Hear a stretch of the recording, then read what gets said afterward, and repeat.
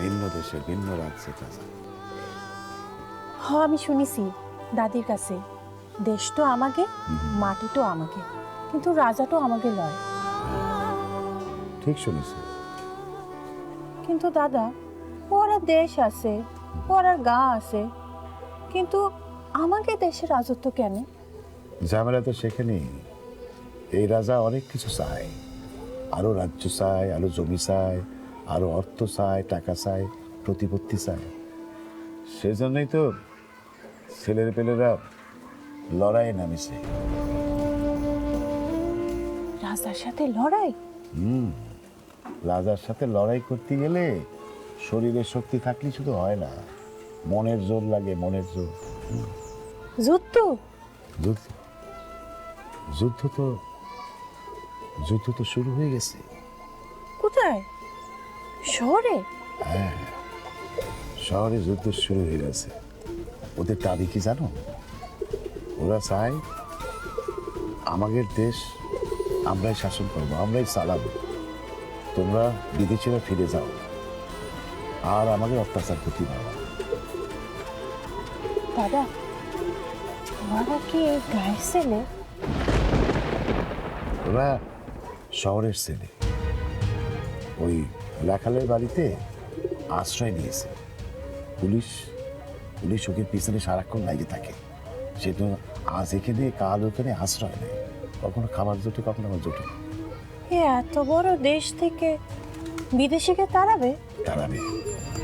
তাই তো তোমার কথা মতো ওই জুনির জন্য ঢেলা বাঁধতে গিয়ে ওদের কথা মনে হলো।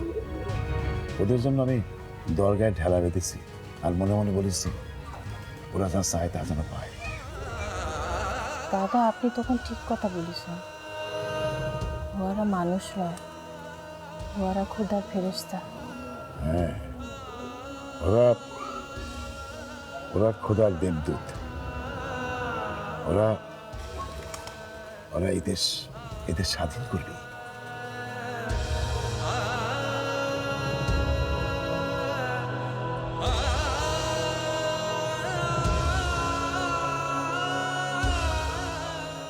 বিশ্বযুদ্ধে কংগ্রেস দুটি ভাগ হয়ে গেল। একদল বলল ব্রিটিশদের দুর্দিনে ওদের পাশে দাঁড়াতে।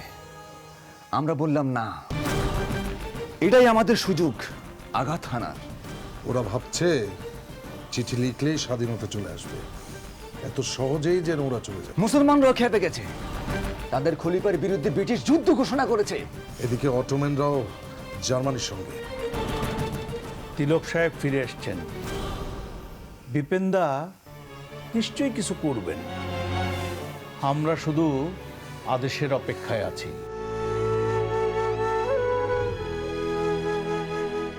জীবনানন্দ বলিলেন, টিলার ও পিঠে শত্রু, আজ এই স্তব শিখরে সন্তানরা রণ করিবে। যে আগে শিখরে উঠিবে সেই জিতিবে। বলো বন্দে মাতরম, বন্দে মাতরম, বন্দে মাতরম, বন্দে মাতরম।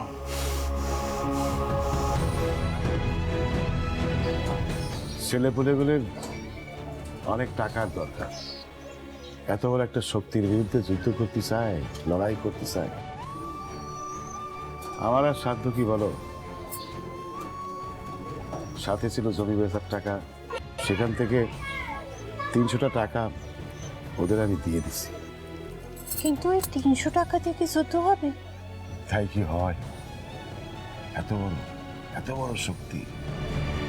কিন্তু ওই যে বললাম, আমার কাছে ছিল ওই জমি বেচার টাকা। সে টাকা তো আমার নয়, সেই টাকা তো তোমার।